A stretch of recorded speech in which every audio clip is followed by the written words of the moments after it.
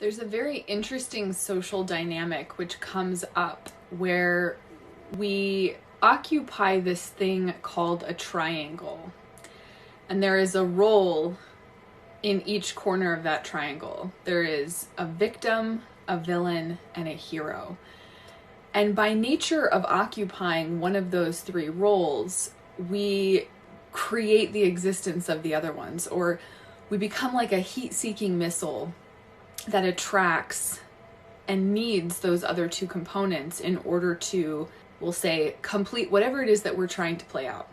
So become very interested in any moment which of these roles you're being identified with and what you're getting out of that. So are you identified as the victim right now? Are you identified as the villain, the bad guy?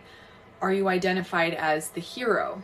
And knowing that you can't really have one of these without the other. So at some point, we reject the triangle.